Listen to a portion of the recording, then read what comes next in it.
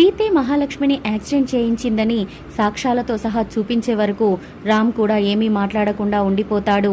ఇక మహాలక్ష్మి తన యాక్టింగ్లో భాగంగా త్రిలోక్ని తిప్పి పంపించేస్తుంది.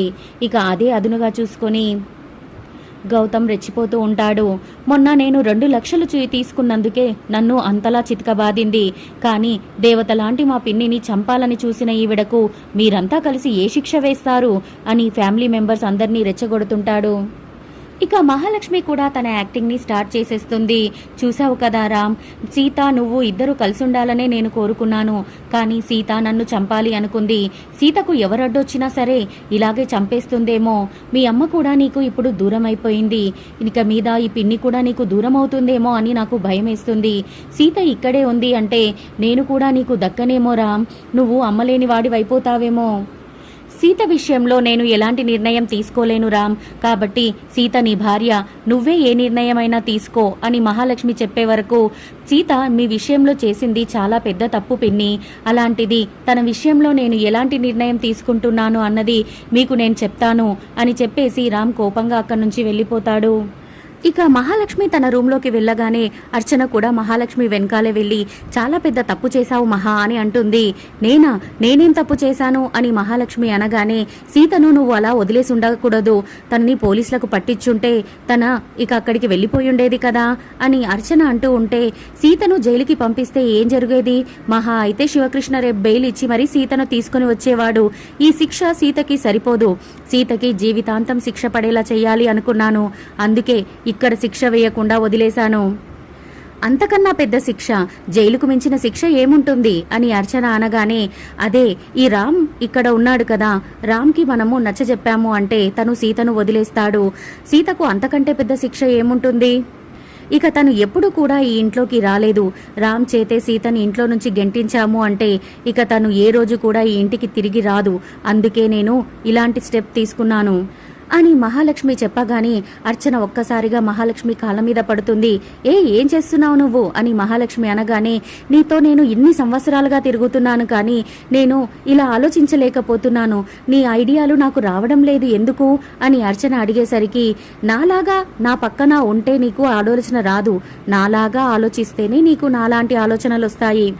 ఇక ఆ సీతకి జీవితాంతం చుక్కలే అని మహాలక్ష్మి చెప్పగానే అర్చన కూడా సంతోషపడుతుంది. ఇక రామ్ వెళ్లి డోర్ లాక్ వేసుకుంటాడు. సీత ఎంతసేపు మామా తలుపు తీ అని చెప్పినా సరే రామ్ తలుపును తెరవడు. నేనే తప్పు చేయలేదు మామా, నేను అలా చేయించలేదు, మీ పిన్ని మీద యాక్సిడెంట్ నేను చేయించలేదు అని సీత ఎంత రిక్వెస్ట్ చేస్తున్నా ఇంకా అబద్ధాలు చెప్పకు సీత, నువ్వు చేయించావని అన్ని సాక్ష్యాలతో సహా నిరూపణ అయ్యింది. నువ్వు ఇంకా అబద్ధాలు చెప్పి నన్ను మోసం చేయకు. ఇక మీదట నీకు నాకు మధ్య ఏ సంబంధము లేదు అని రామ్ తేల్చేసి చెప్తాడు. ఇక సీత డోర్ దగ్గర ఏడుస్తూ కూర్చుని ఉంటుంది. ఇక తెల్లారుతుంది. తెల్లారిన తర్వాత ఫ్యామిలీ మెంబర్స్ అందరూ కూడా రామ్ సీత ఎలాంటి నిర్ణయం తీసుకున్నారా అని హాల్లోనే వెయిట్ చేస్తూ ఉంటారు. ఇక రామ్ సీత ఇద్దరు కూడా పైనుంచి కిందికి దిగుతారు. సీత లగేజ్ బ్యాగ్తో కిందికి దిగేసరికి మహాలక్ష్మి ఖచ్చితంగా సీతను ఇంట్లో నుంచి రామ్ పంపించేస్తున్నాడు అని అనుకుంటుంది. జన తనకి అడ్డుపడకూడదు అని ముందే జనాతో రామ్ ఎలాంటి నిర్ణయం తీసుకున్నా సరే మనం ఏమీ మాట్లాడకూడదు జన అని మాట తీసుకుంటుంది. ఇక రామ్ వాళ్ళు కిందికి రాగానే సీత విషయంలో ఎలాంటి నిర్ణయం తీసుకున్నావు రామ్ అని మహాలక్ష్మి అడుగుతుంది. సీత వల్ల నీకు ప్రమాదం ఉందని చెప్తున్నావు కదా పిన్ని, అందుకే సీతను పుట్టింటికి పంపించేయాలని నేను నిర్ణయించుకున్నాను అని రామ్ అంటాడు. ఇక అందరూ కూడా సీత వెళ్తేనే బాగుంటుంది అని అనుకుంటుంటారు కానీ చలపతి ఒక్కడు మాత్రం సీతను పంపించాలని నువ్వు నిర్ణయించుకున్నావా? ఇంటికి దేవత లాంటి సీతను నువ్వు ఎలా పంపించేస్తావు రామ్ అని అడుగుతాడు. ఇది వాళ్ళ భార్యాభర్తలు కలిసి తీసుకున్న నిర్ణయం అన్నయ్య, ఇందులో నీకేం బాధ ఉంది?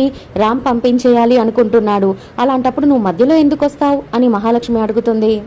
ఇక మహాలక్ష్మి ఎలాగైనా సీతను బయటికి పంపిస్తుందేమో అన్న భయపడ్డ చలపతి, బావా నువ్వు ఈ ఇంటికి పెద్దవి, ఇంటి గురించి ఆలోచించి డెసిషన్స్ తీసుకోవాలి. నీ కొడుకు నీ కోడలు విడిపోకుండా చూడాల్సిన బాధ్యత నీకుంది కదా, ఏం మాట్లాడవేంటి అని గట్టిగా నిలదీస్తాడు. ఏం చెప్పమంటావు చలపతి? రామ్ సీత ఇద్దరు ఇలా కలిసి ఉండాలని నేను అనుకున్నాను, కానీ సీత మహాని చంపాలని చూసింది. అత్త కోడళ్ల మధ్య చిన్న చిన్న గొడవలు ఉన్నాయి అనుకున్నాను కానీ ఇలా చంపేంత కక్షలు ఉన్నాయని నేనేమీ అనుకోలేదు. అందుకే ఇప్పుడు నేను ఏమీ మాట్లాడను. రామ్ ఏం నిర్ణయం తీసుకుంటే అదే నిర్ణయానికి నేను కట్టుబడి ఉంటాను అని జన చెప్పగానే చలపతి ఇంకా ఏమీ మాట్లాడాడు.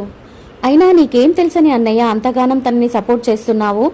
మహా మహాలక్ష్మిని చంపాలని చూసిన దాన్ని నువ్వు క్షమించమని చెప్తున్నావా అని అర్చన అనగానే, అవును, ఆ రోజు సుమతి వదినను కూడా చంపింది సీతే, ఈరోజు మహాలక్ష్మిని కూడా చంపాలని చూసేసింది. ఇలాంటి ఆవిడ్ని క్షమించి మనం ఇంట్లో ఎలా పెట్టనిస్తాం? ఇప్పుడు తన ఇంట్లో ఉంది అంటే మహా వదినకే కాదు మనందరికీ కూడా ప్రమాదమే అని గిరి రెచ్చగొడుతూ ఉంటాడు. ఇక వీళ్ళందరూ వినేలా లేరని చెప్పి చలపతి మళ్ళీ రామ్ని రిక్వెస్ట్ చేస్తూ ఉంటాడు.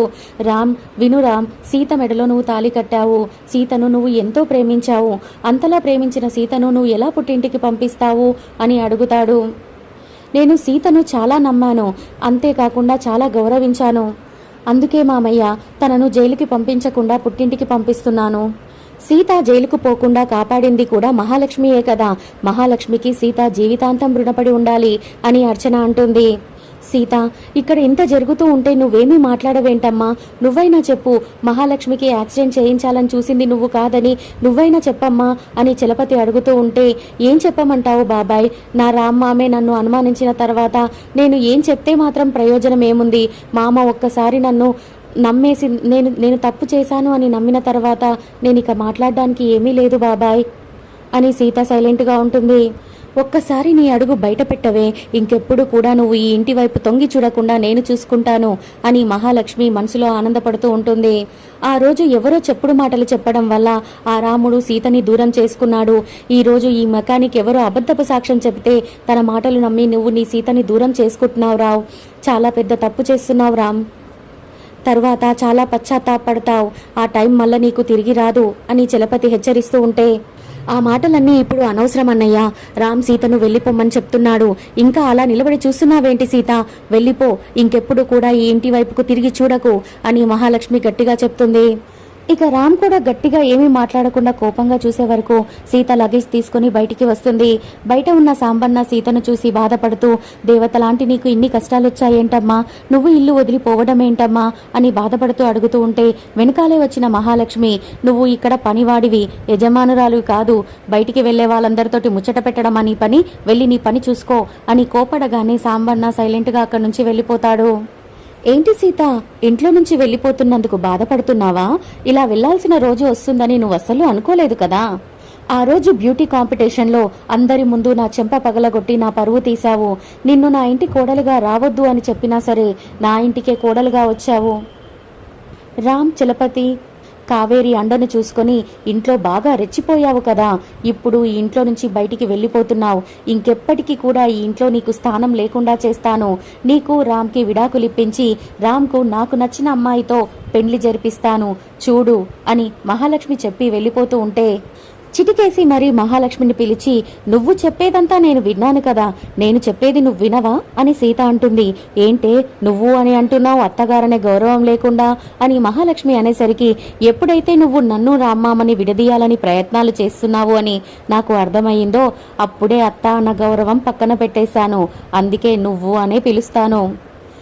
ఏ రామ్మామతో అయితే నువ్వు నన్ను బయటికి వెళ్ళిపోమని చెప్పించావో అదే రామ్మామతో నన్ను ఇంటికి రా అని తీసుకుని వచ్చేలా చేస్తాను అని సీత అనగానే, పగటి కలలు కంటున్నావా అని మహాలక్ష్మి అంటుంది. చెప్పేదంతా పూర్తిగా వినత్తా, ఇంకా నేను చెప్పాల్సింది ఉంది. ఏ రోజైతే నేను నిర్దోషిని అని తేలుతుందో ఆ రోజే నువ్వే దోషివి అని కూడా నేను నిరూపిస్తాను. ఏ రామ్మామైతే నన్ను వెళ్ళిపోమన్నాడో ఆ రామ్మామే నిన్ను అసహించుకునేలా చేస్తాను. అప్పుడు ఆనందంగా ఈ ఇంట్లోకి వచ్చి నీ ముందలే దర్జాగా కూర్చుంటాను అని సీత ఛాలెంజ్ చేసి అక్కడి నుంచి వెళ్ళిపోతుంది. సీతకే తెలియకుండా సీత లాంటి ఇంకో క్యారెక్టర్ ఉందని మనం నిన్నటి ఎపిసోడ్లోనే చెప్పుకున్నాం కదా. తన పేరు మిథున. తను నిజంగానే సీత డబల్ యాక్షన్లో మనకు మళ్ళీ కనువిందు చేయబోతుంది. నెక్స్ట్ జరిగే స్టోరీ ఎలా ఉంటుందో తెలుసుకోవాలి అనుకుంటే నా ఛానల్ని సబ్స్క్రైబ్ చేసుకొని ఒక లైక్ ఇవ్వడం మర్చిపోకండి. Bye bye friends.